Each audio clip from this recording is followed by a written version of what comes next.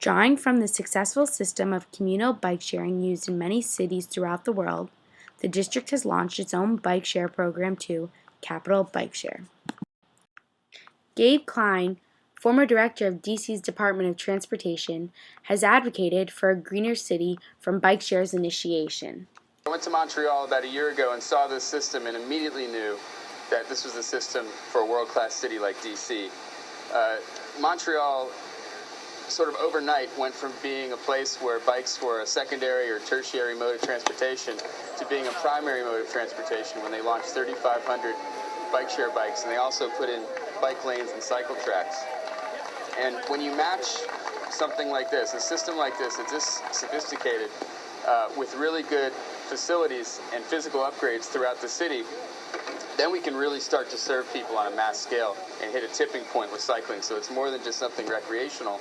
It's a basic way to get around. It's a primary mode of transportation, and that's what this system will do for the District of Columbia.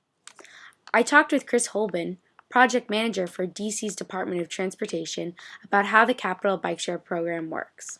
My name is Chris Holben. I work with the DC Department of Transportation. I'm a bicycle program specialist, and I'm also the project manager for the Capital Bikeshare program.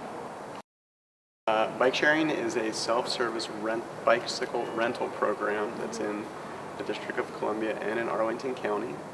There are approximately 114 stations, locations around the city and in Arlington, with around 1,100 bicycles.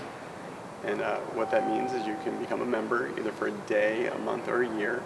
Walk up to any of the stations, take a bike out, and use it, and return it to any other station in the city. The beauty of our system is that they're removable. They're solar powered, so there's no construction needed to connect to the electricity grid.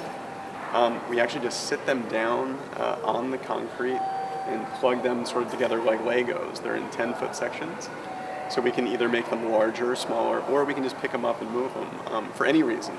Whether there's construction in the area, we need to move it for trucks to get in, we can move them. If there are neighbor concerns, or if there's a safety concern because of traffic can't see around the bikes. For all of those Capital Bikeshare riders who have decided to trade in their car or bus ride for a bike, realize that these riders are responsible for contributing to the district's greener development. Keep in mind that the total distance covered by bike sharing programs per day is over 130,000 miles, or 5 times around the world. The CO2 footprint of a car covering the same distance as all bike shares in one day equals over 81,400 pounds. And lastly, by just one person switching from driving to cycling to work, over a 5-mile trip each way saves 1.3 tons of carbon-2 emissions a year. With these statistics, more people should be concerned with their carbon-2 emissions and should consider alternative modes of transportation throughout the city.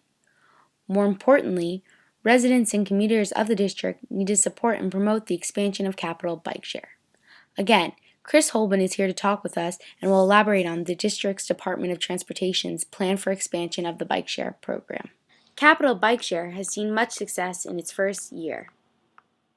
We're already going to be expanding after this first installation of 100 stations to 20 new stations next year, next spring and summer. And then we'll see how the system progresses as more members join. There will be requests for more stations, and we'll need to have more stations and more bikes. The nation's capital paves way to now having the largest regional bike share system in the United States with over 100 stations and 1,100 bikes. In addition, Bikeshare had a nice way to round out the year by making Best of 2010 new transit systems around the world. This has been Haley Samuel Jakubos reporting live from School Without Walls News.